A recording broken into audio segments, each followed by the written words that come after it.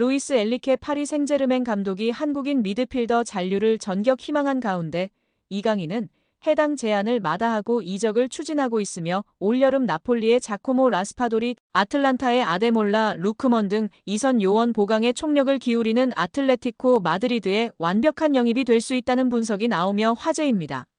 스페인 언론 엘골 디지털은 디에고 시메오네 아틀레티코 감독이 이강인의 진로를 한순간에 뒤바꿀 수 있다.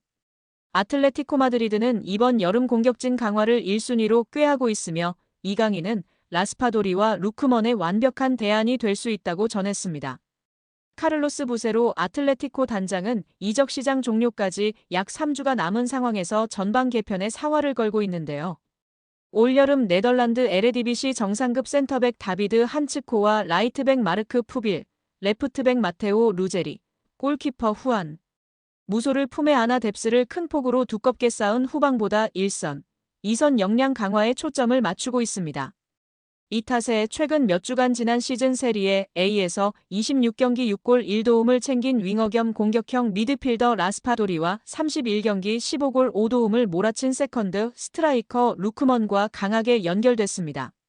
둘 모두 좌우 측면과 1선, 2선 중앙을 두루 소화할 수 있어 시메오네 감독의 전술 유연성을 크게 증강해줄 카드로 꼽힙니다.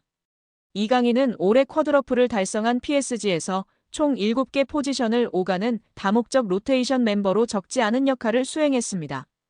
다만 주전 경쟁에선 고전을 면치 못해 이번 여름 새로운 도전을 모색 중입니다. 현지 언론에 따르면 한국인 미드필더는 잉글랜드 프리미어리그와 세리에 A를 차기 행선국으로 선호한다고 전했는데요. 그러나 B클럽 아틀레티코가 영입전 참전을 본격화할 경우 판이 지축에서부터 흔들릴 수 있다는 견해가 지배적인 상황입니다. 엘골 디지털은 시메오네 감독이 선택할 수 있는 가장 확실한 해결책은 PSG를 떠나고 싶어하는 이강인이라며 잉글랜드와 이탈리아를 향후 행선지로 선호하는 이강인이지만 아틀레티코의 러브콜은 그를 둘러싼 판도의 모든 것을 뒤바꿀 수 있는 강력한 움직임이라고 분석했습니다. 24살의 이강인은 전성기에 진입하는 선수로 피치에서 결정적인 역할을 맡을 수 있는 미드필더로 자리매김했다. 다재다능한 능력으로 전방 여러 지역에 영향을 미칠 수 있는 공격수라면서 우측 윙어와 공격형 미드필더, 세컨드, 스트라이커 등 어느 포지션에서든 경기 흐름을 요동치게 만드는 재능을 지녔다.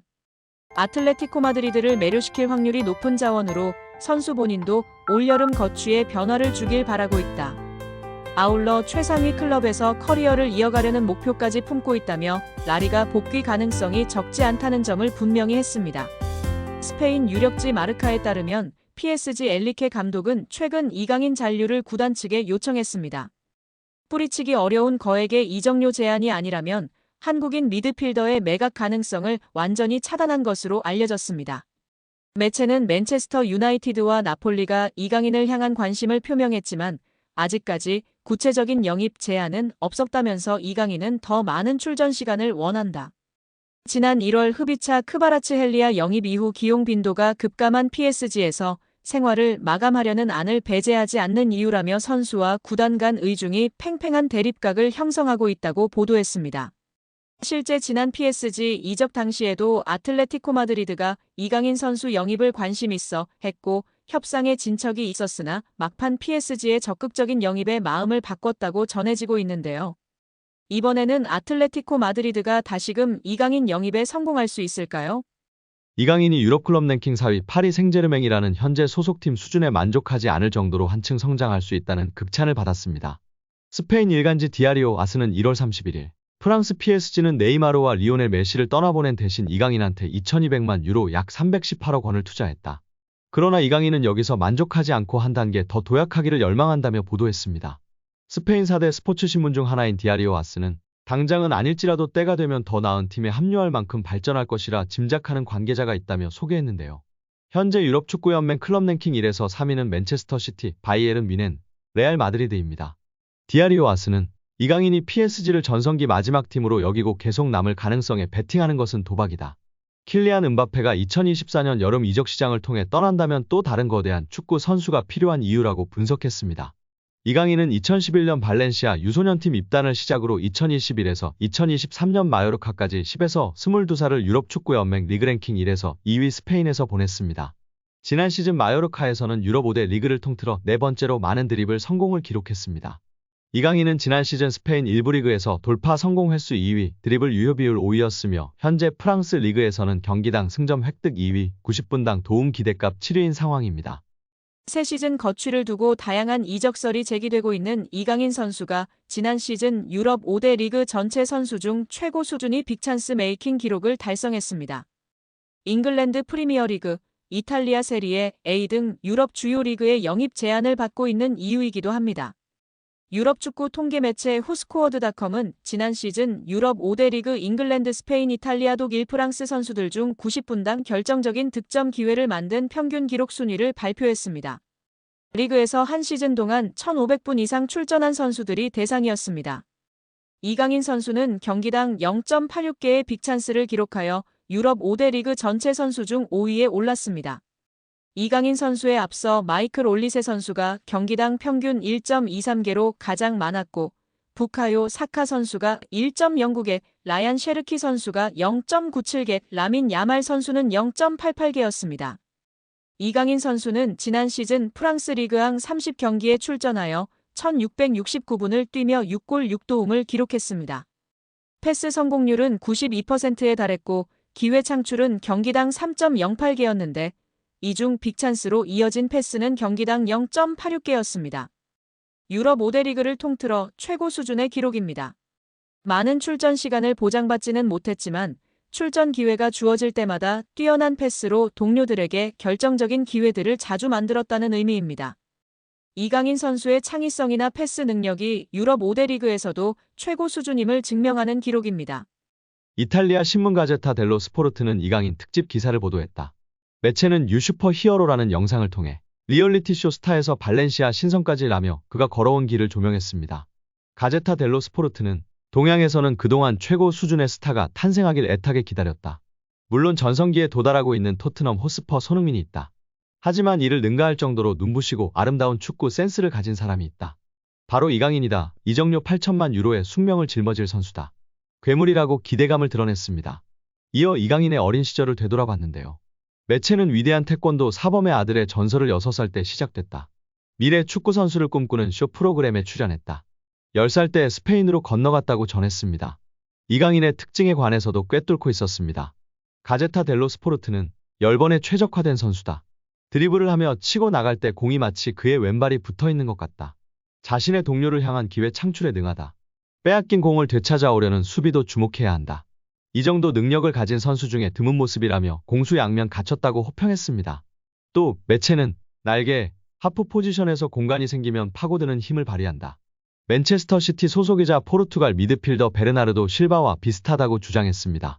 또한 이강인 선수가 초등학교 시절 인천 유나이티드 유소년 클럽 취미반에서 축구하던 시절 스승인 최진태 한국축구클리닉센터 감독은 이강인 선수와 약 3년간 함께하면 느낀 감정을 최 감독은 영광스러운 시간이었다고 추억했습니다. 최 감독은 이강인 선수 첫 인상에 대해 처음에 축구하러 왔다고 했을 때 걱정과 부담이 한가득이었다.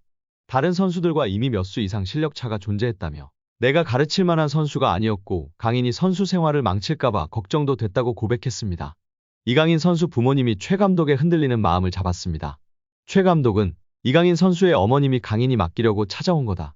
다른 데 다 비교해도 선생님만큼 유소년 전문가 못 봤다. 전적으로 맡아달라고 했다고 회상했습니다. 이어 강인이 정도 실력의 선수를 지도하며 유소년 지도자 생활을 하는 내 철학도 많이 바뀌었다고 덧붙였습니다. 최 감독은 이강인 선수의 천부적 재능을 인정하면서도 어린 시절 했던 공놀이가 지금의 이강인을 만들었다고 해도 과언이 아니라고 주장했습니다. 이강인의 재능은 당시 함께 지도했던 브라질 출신의 주닝요 코치도 매료되게 만들었습니다. 이강인 선수와 출전했던 대회 경기를 회상하며 최 감독은 이강인은 천부적 DNA가 있다는 것을 부정할 수는 없다. 다만사에서 5살부터 아버지가 운영하는 태권도 체육관에서 맨발로 공을 만지고 놀았다는 사실이 중요하다고 설명했습니다. 이어 어느 날 경기 중에 강인이가 라보나 킥을 구사하는데 눈으로 보고도 믿기지 않았다라며 나중에 물어보니 강인이가 유튜브 동영상 보고 따라했다고 해서 웃었다고 회상했습니다.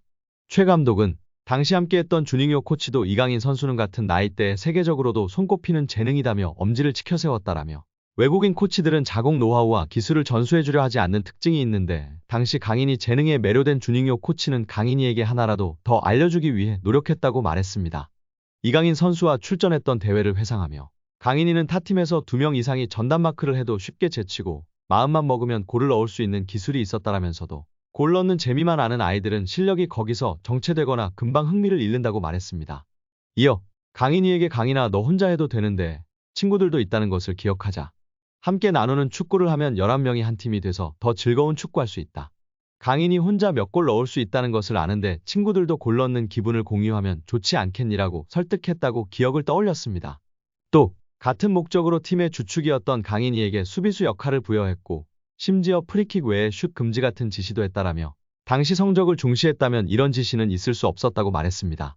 당시 이강인 선수는 인천 유나이티드 유소년 클럽에서 이미 같은 나이 선수들과 경쟁이 되지 않는 실력이었고 최 감독은 이강인 선수 발전을 위해 월반을 요청했습니다.